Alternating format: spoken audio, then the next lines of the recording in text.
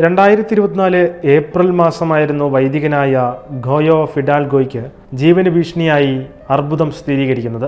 പ്രത്യാശ നഷ്ടപ്പെടുന്ന അവസരങ്ങളിലും ആ വൈദികൻ ദൈവത്തെ മുറുകെ പിടിച്ചു.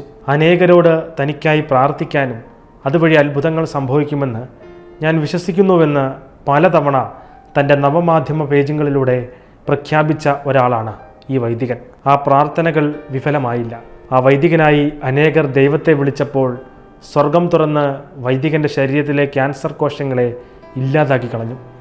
സോഷ്യൽ മീഡിയയിലൂടെ താൻ ക്യാൻസർ വിമുക്തനായി എന്ന് പ്രഖ്യാപിച്ച പോസ്റ്റ് ലക്ഷക്കണക്കിന് ആളുകളാണ് കണ്ടത്.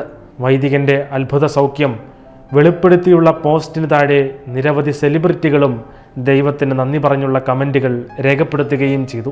ഒരു തവണ വന്ന് ഭേദമായാലും ക്യാൻസർ വീണ്ടും ശരീരത്തിൽ പിടിപെടാമെന്ന ഭയമൊന്നും ഈ വൈദികനില്ല. കാരണം എന്തും സൗഖ്യമാക്കുന്ന ദൈവത്തിൽ ഉറച്ചു വിശ്വസിക്കുന്നയാളാണ് ഞാൻ എന്ന് ധൈര്യപൂർവ്വം ഫാദർ ഹിഡാൽ പറയുന്നു.